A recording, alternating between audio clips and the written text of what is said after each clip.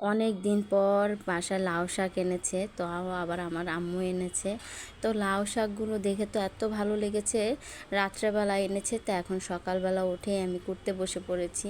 যেহেতু ছেলে ঘুমাচ্ছে, তো ভাবলাম যে আমি আজকে সকাল সকাল যেহেতু ঘুম ভেঙে গিয়েছে, তো সকাল সকাল উঠে আমি আগে কুটে নিই। যেহেতু লাউ শাক করতে একটু টাইম লাগে, আর লাউ শাকগুলো মাশাআল্লাহ খুব সুন্দর ছিল।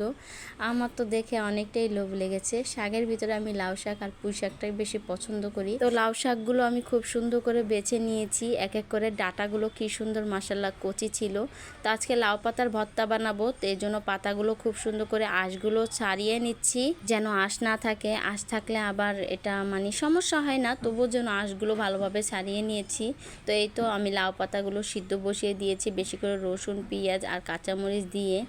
তারপরে এখানে সিদ্ধ হয়ে গেলে এখন আমি এই তো আজকে মানে খুদের ভাত রান্না করব। তো ভাবলাম যেহেতু ভর্তা বানাচ্ছি, তা কেননা খুদের ভাত বানাই।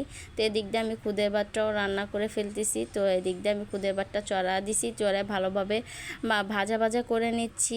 তো ভাবলাম যে খুদের ভাত করলাম, লাউ পাতা ভর্তা করলাম, একটু শুটকি ভর্তা করলে কেমন হয়। তো আজকে আর বেশি কিছু আইটেম করব না। তো শাক রান্না করেছি, সেটা আপনাদের সাথে আর শেয়ার করা হয়নি, একটা রিলস ভিডিওতে শেয়ার করেছি। শুটকি দিয়ে রান্না করেছি, নোনা শুটকি দিয়ে শাক রান্না করেছি।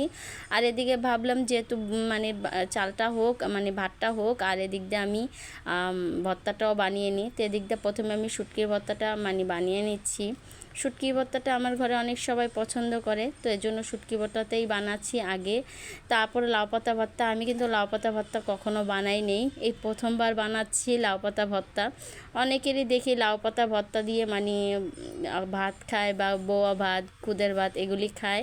তো আজকে ভাবলাম যে তো লাউ শাকগুলো কচি ছিল আর খুব সুন্দর টাটকা ছিল, তো লাউ পাতার ভর্তা বানালে কেমন হয়।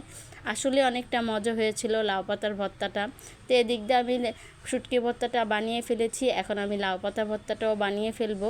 ইদানিং ধরে একদমই কাজ করতে ইচ্ছা করে না, ভালোই লাগে না। মনে হয় কেউ যদি কাজ করে খাওয়াতে পারতো, মানে রান্না বান্নাটা করতে ইচ্ছা করে না, অলসতা বেশি লেগে গেছে। আর এত গরম পড়ছে কি বলবো, মানে চুলার ধারেই আসতে ইচ্ছা করে না গরমে। রাত্রে খুব সুন্দর করে ঠান্ডা পড়ে, মানে হালকা হালকা ঠান্ডা পড়ে। আর আমার ঘর তো মানে কি বলবো মাশাআল্লাহ টিনের ঘর উপরে, মানে রাত দিন বোঝা যায় না, মানে 24 ঘন্টাই গরম। যাই হোক, কি আর করার, যেহেতু থাকতে হবে, কিছু করার নেই, গরম সহ্য করেই থাকতে হবে।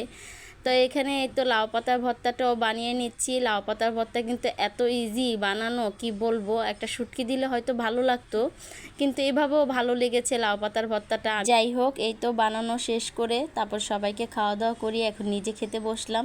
আসলেই লাউ পাতার ভর্তাটা এত মজা হয়েছে, খুদে ভাতের সাথে আসলেই মজা লেগেছে, দারুণ হয়েছে। আর এই তো ভিডিওটা কার কাছে কেমন লেগেছে জানাবেন, ভালো লাগলে শেয়ার করে দিবেন। আসসালামু আলাইকুম, ভালো থাকবেন সবাই।